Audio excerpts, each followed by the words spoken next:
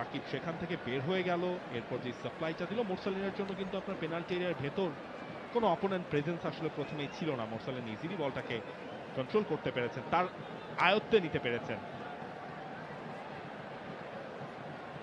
2023-এর November লেবাননের এগেইনস্টে বিশ্বকাপ বাছাই পর্বের ম্যাচ, সেখানেও গোল করেছিলেন মোরসালিন। আপনি এত দূরেও দর্শকদের নিয়ে কম্পিটিটিভ ম্যাচের কথা বলছি। আপনি কম্পিটিটিভ ম্যাচ আপনি ইয়েতে চলে আসেন, এই বছরের হিসেবেই চলে আসেন। Hong Kong, China. সেখানে বাংলাদেশ এবং হংকং চায় না। মোরসালিন তার গোল ছিল সেকেন্ডটা।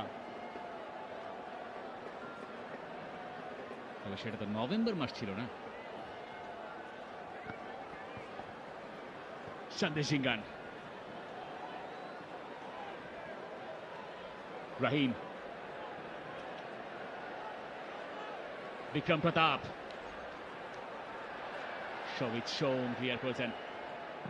দূর থেকে একটা শট, ব্লক, এবং এই ধরনের শট দেখতে বাংলাদেশের সমর্থকেরা দারুণ পছন্দ করবেন। সুরেশ সিং ওয়াংসাম, দ্য লিটল বুল বলা হয় তাকে, তবে আজকের ম্যাচে এখনো তাকে মিডফিল্ডে ছড়ি ঘোরাতে দিচ্ছে না বাংলাদেশের মিডফিল্ড লাইন আপ। তারই পার্টনার নিখিল প্রভু,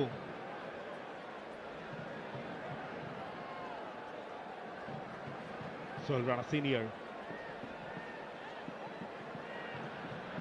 তাই কাজী।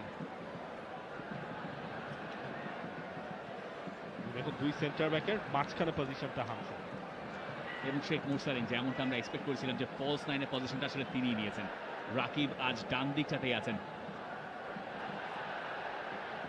এবং রাকিব তার ন্যাচারাল পজিশনে, আপনি যখন রাকিবকে রাখবেন তখন তার কাছ থেকে অনেকগুলো মুভ আপনি দেখতে পারবেন, অ্যাটাকিং প্রেজেন্স দেখতে পারবেন, যেমন কাজটা করলেন। বাংলাদেশ সেখান থেকেই বিল্ড আপে সৌমিত সোম,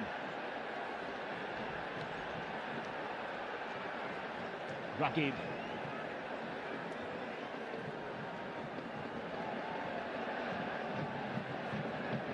হামজা চৌধুরী, এই পাশ থেকে ও পাশে, সব পাশেই আছেন তিনি।